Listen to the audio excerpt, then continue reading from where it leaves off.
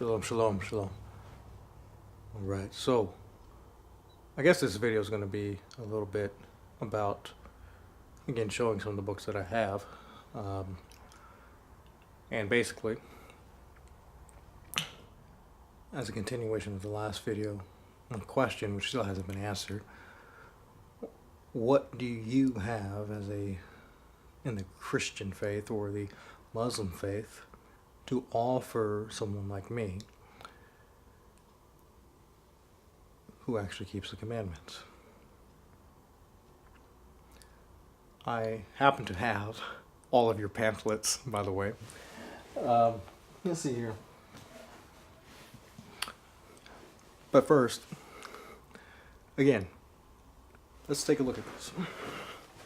This is what we call the McGruff. The Holy McGruff is actually all of these books here, all the way down the line. All of this is what we call the Holy McGruff. Okay, so you mean to tell me that 4,000 years of history is replaced by this right here? Is a Greek New Testament. All of this is now abrogated. The law and the prophets. Supposedly the law is now on suspense, or it is null and void. And don't tell me the whole thing about freaking Matthew 5:17. Oh, not one jot, one tittle. Yeah, right. If it's not one jot, one tittle, then why doesn't any Christian know how to keep the Sabbath properly? That's a really good question. So, you want to replace 4,000 years of history with this. Makes absolutely no sense. Or maybe it's this. Maybe it's this one right here. You're telling me all of this is replaced by this. It makes absolutely no sense. Absolutely no sense. Oh yeah. Oh, maybe it's this. Oh, this is even smaller. You mean to tell me that this is what replaces it? And don't mind that, that's my phone going off actually.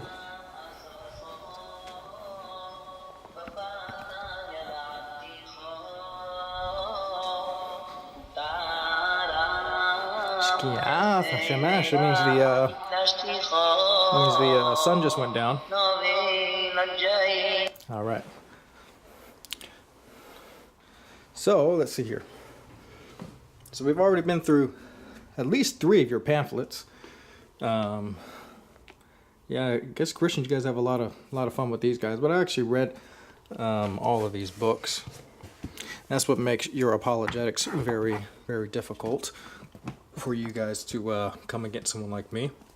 Oh, the Jehovahs Witness Bible. This is a great one. Yeah, it's a little bit bigger. They actually did their due diligence in certain cases, trying to prove JC all throughout that unnecessary text. I also have it, your so-called New Covenant or Brit Hadashah in Aramaic with the Hebrew translation. And don't even frickin' get on the bandwagon talking about the Hebrew came first. Here's an Aramaic version of it in the original Aramaic script. So-called Old and New Testament in here. So again, as far as what you have to offer, I've already studied all of your texts, all of your books, all of your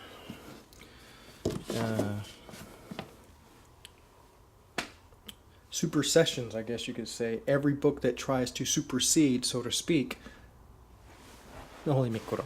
All of this. From the Torah all the way through the prophets. Your book is supposed to supersede, replace, or do away with this. And you only go back to this to try and prove that your book is true. So pretty please, with sugar on top, just answer my question.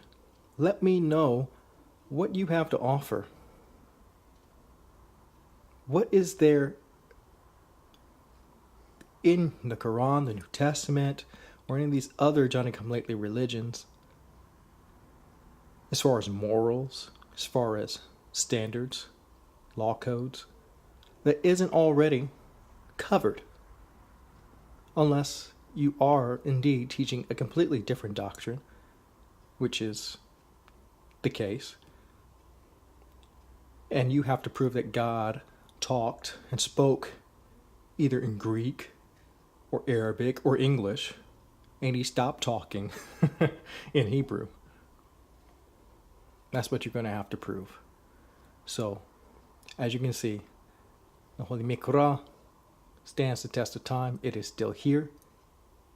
It is our nation's history, liturgy, poetry, and our laws, our Constitution. It tells us what we are not to do. It criticizes us for any bad that we as a nation may have done. And it gives us the solution of how to rectify the nation and ensure that it is moving in an organized fashion for all ages. Christianity and Islam, Mormonism, all of those religions will pass away, but a nation who adheres to the Torah will continue forever, just as the Torah says it would, just as the prophets say it would. And there's no reason for us to believe that it wouldn't, seeing that we are all still moving toward the land of Israel today, rebuilding it, and soon, and hopefully in our days, rebuild the temple. Shalom, shalom, shalom.